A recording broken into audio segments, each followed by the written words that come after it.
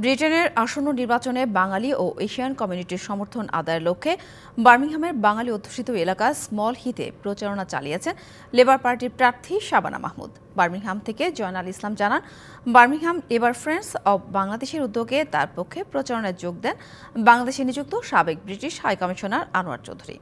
যুক্তরাজ্যের আসন্ন জাতীয় নির্বাচনের দিন যতই ঘনিয়ে আসছে ততই জমে উঠছে ভোটের মাঠ। শেষ মুহূর্তে নির্বাচনের প্রচারণায় ব্যস্ত সময় পার করছেন বিভিন্ন দলের প্রার্থীরা।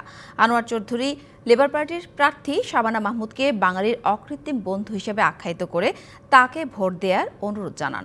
নতুন সরকার ও পরিবর্তনের অঙ্গীকার নিয়ে নির্বাচনের প্রচারণায় শিক্ষা, স্বাস্থ্যসেবা, পুলিশ, কাউন্সিলিং, হাউজিং ইস্যুসহ কমিউনিটির গুরুত্বপূর্ণ ইস্যু নিয়ে লেবার পার্টির ভবিষ্যৎ পরিকল্পনা ও গাজা ইস্যু এবং ফিলিস্তিনের স্বীকৃতির বিষয় নিয়ে অবস্থান তুলে ধরেন Shabana Mahmud MP.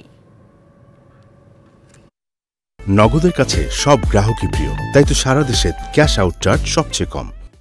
If a Labour government is elected as the government of this country, then immediately we will from day one start working on delivering 40,000 extra NHS. One of our key policy pledges is to build 1.5 million more homes over the course of the next parliament. I am honoured to stand next to Shabana.